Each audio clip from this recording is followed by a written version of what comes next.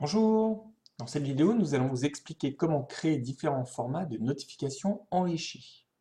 Nous sommes ici sur le projet Wonderpush Demo, projet qui vous est automatiquement proposé quand vous créez votre compte sur Wonderpush.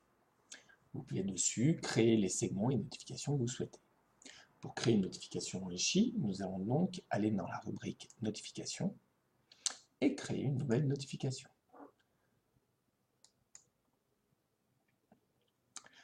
Nous arrivons ici aux 4 étapes qui composent la création d'une campagne. Chacune des étapes est décrite dans une vidéo correspondante. Pour cette vidéo, nous allons nommer notre campagne notification enrichie et nous allons choisir le déclencheur manuel. Nous arrivons ici à l'étape qui nous intéresse, l'étape composée où sont présentés les différents types de notifications. Vous avez donc le type simple avec l'icône ou l'image de votre site ou de votre application, et les formats qui nous intéressent, les formats enrichis. Le format petite image, le format grande image, et les formats dits interactifs avec des boutons associés à la notification. Ces boutons permettent à l'utilisateur d'interagir avec la notification directement depuis l'écran de son ordinateur, sans avoir à se rendre sur l'application ou sur le site web. C'est très utile, par exemple, pour réaliser des sondages. Je vous invite à consulter la vidéo « Comment créer un sondage directement depuis une notification ». Pour cette vidéo, nous allons commencer par le format image. À partir du moment où vous sélectionnez un format, vous avez dessous les différents champs qui vous permettent de personnaliser la notification. Dans le champ titre, si vous laissez vide ce champ, vous aurez le nom de votre application ou de votre site web qui apparaîtra par défaut. Vous pouvez également le personnaliser.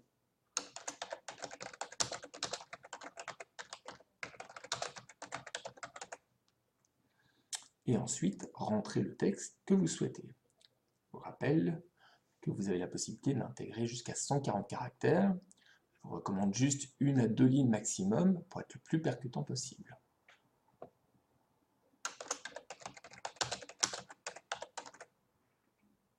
Vous avez ensuite la possibilité d'associer différentes actions quand l'utilisateur clique sur la notification, par exemple ouvrir une URL spécifique ou un écran particulier sur l'application, et d'ajouter différentes actions liées à l'ouverture de cette notification. De la même manière, ces différentes actions sont décrites dans les vidéos correspondantes. Vous avez ensuite la possibilité de rentrer l'image qui vous intéresse. Pour une petite image, je vous recommande donc de choisir une image carrée d'à peu près 100 par 100. Si vous n'avez pas l'URL de votre image, vous pouvez sélectionner l'image que vous souhaitez directement sur votre ordinateur. Nous allons ensuite la convertir à la bonne taille et à la bonne dimension. Par exemple, je vais prendre cette image et je vois qu'elle est automatiquement affichée à côté de ma notification. Si je sélectionne ensuite le format grande image, nous retrouvons le titre et le texte qui ont été pré-remplis. En revanche, nous n'avons plus l'image, puisqu'il nous faut sélectionner une grande image. Les formats grande image sont également définis. On recommande un ratio d'aspect 2:1 et d'à peu près 1050 par 500. De la même manière, vous pouvez choisir l'image sur votre ordinateur. Elle sera automatiquement convertie et présentée donc sur la droite. Si nous choisissons ensuite les formats comportant des boutons, on voit en sélectionnant le format image plus bouton que l'on retrouve la notification précédente avec le titre, le texte ainsi que l'image que j'avais indiquée, puis dessous les champs associés aux boutons qui vont être présents sous ma notification.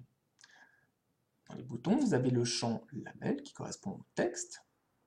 Donc, on peut marquer par exemple le texte que l'on souhaite. De la même manière, on recommande un texte court. Et choisir l'icône que l'on souhaite parmi la bibliothèque que vous avez proposée.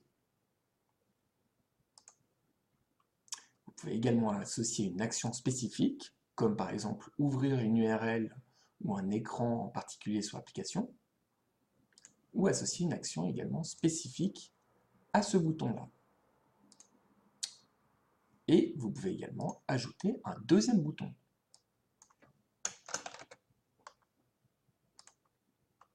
qui lui sera également personnalisé et auquel on pourra associer, par exemple, une URL ou un écran particulier différent.